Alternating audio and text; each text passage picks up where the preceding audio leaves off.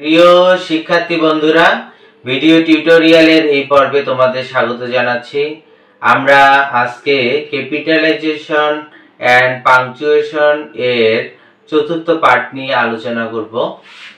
বলা হচ্ছে যে রিপোর্টেড স্পিচ ইনভার্টেড কমার মধ্যে থাকবে, এর রিপোর্টেড স্পিচের আগে পরে কি বসে? কমা বসে।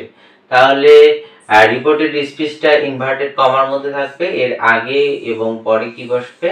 কমা বসবে। আমরা যেমন একটা বাক্য যেমন বলা হচ্ছে যে he said I am ill, এখানে বলা হচ্ছে he said I am ill। আমরা জানি এটাকে বলা হয় রিপোর্টেড স্পিচ।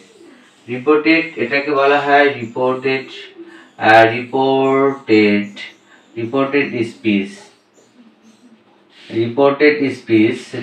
স্পিচ হচ্ছে ইনভার্টেড কমার মধ্যে থাকে। এর আগে এবং পরে রিপোর্টেড স্পিচের আগে পরে কি বসে? কমা বসে। আমরা কিভাবে জানবো এটা রিপোর্টেড স্পিচের দিয়ে বাক্যটা করতে হবে? যদি বাক্যের মধ্যে said to replied এই তিনটা শব্দ যদি থাকে তাহলে বুঝতে হবে এটা রিপোর্টেড স্পিচে ব্যবহার করতে হবে। said আছে, তার জন্য আমাকে রিপোর্টেড স্পিচটা ব্যবহার করতে হবে। রিপোর্টেড স্পিচের আগে বা পরে কি হতে পারে? কমা হবে। রিপোর্টেড স্পিচের আগে পরে কি হবে? কমা হবে। এখানে বলা হচ্ছে এটাকে বলা হয় রিপোর্টিং ভার্ব। এই said কে বলা হয় রিপোর্টিং ভার্ব। রিপোর্টিং ভার্ব বলা হয়। আর এই সম্পূর্ণ he said কে বলা হয় রিপোর্টিং স্পিচ। Reporting speech.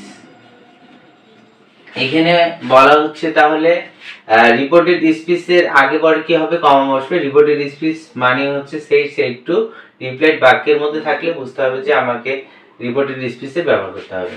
এর আগে পরে কি বসে? কমা বসে। said আছে, তাহলে এটা হচ্ছে ইনভার্টেড কমার মধ্যে বসছে। ইনভার্টেড কমার আগে কি বসে? কমা বসে।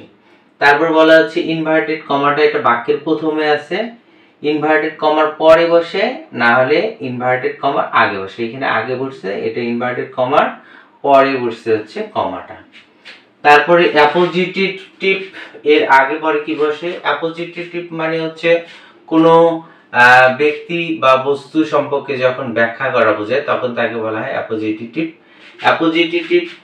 এখানে যেমন বলা হচ্ছে যে নজরুল কেম হেয়ার, এখানে নজরুল বলতে যে কোনো মানুষের নামকে বোঝানো হয়েছে, তার জন্য এর আগে পরে কমা বসে নাই, যে কোনো মানুষের নাম। আর এখানে যে এই বাক্যটার মধ্যে বলা হচ্ছে Nazrul national poet came here, এখানে নজরুল একটা ব্যক্তিকে ব্যাখ্যা করা হয়েছে বলে ন্যাশনাল পয়েট, জাতীয় কবি। আমরা জানি কাজী নজরুল ইসলাম আমাদের জাতীয় কবি, তিনি বিদ্রোহী কবি হিসেবে পরিচিত।